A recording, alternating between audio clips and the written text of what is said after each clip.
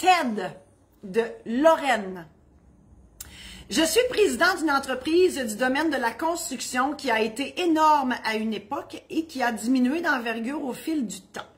Relisant l'incorporation récemment, j'imagine que vous n'aviez pas grand-chose à faire, je me rends compte que bien des choses sont différentes aujourd'hui.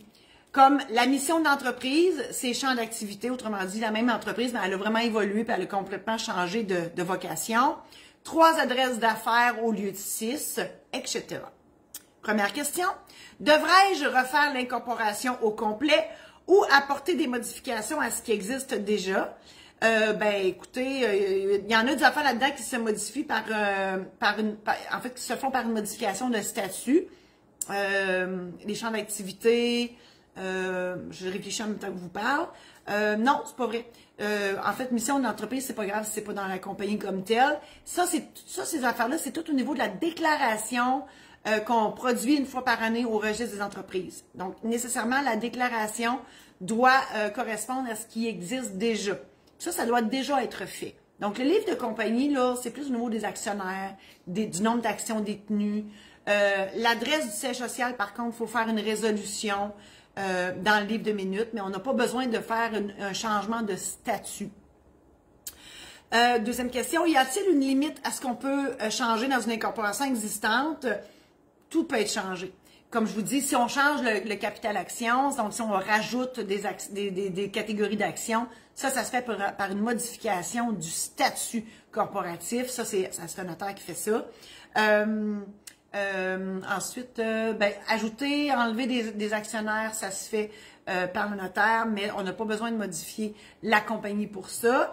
Voilà. Donc, le reste, c'est plus au niveau de la déclaration au registre d'entreprise qui doit correspondre vraiment à la réalité. Puis ça, c'est une fois par année, la déclaration de mise à jour courante qu'on reçoit.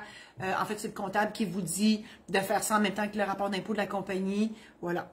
Et y a-t-il d'importants frais à prévoir?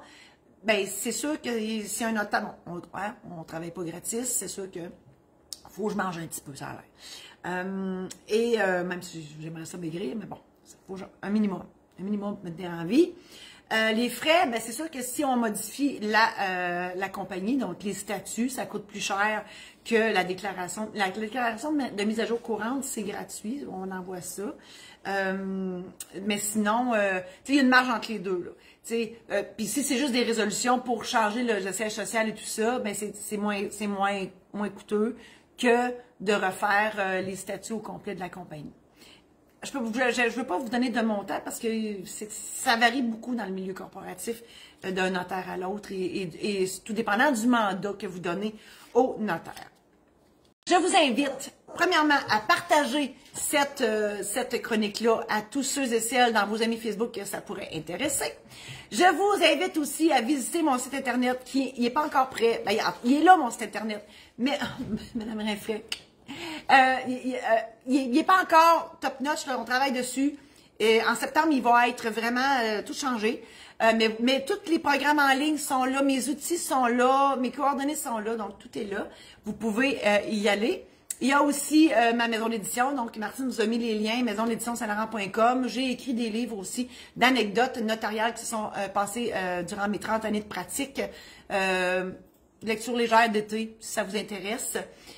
Le but, dans le fond, mon but ultime dans la vie, à part d'être notaire, c'est de vous aider à l'apprivoiser, ce personnage-là de notaire, que vous pouvez penser qui est beige, drabe, qui coûte cher, qui parle en chinois, etc. Donc, mon but, c'est de vous accompagner, de vous aider à vous préparer avant d'aller le voir. C'est tout ça que je fais. Même mes anecdotes de notaire servent à ça dans mes livres. Donc, c'est vraiment mon but ultime de vous aider, en fait, dans toute cette paperasse, cette blabla-là qui est plate. Je l'avoue, c'est très plate.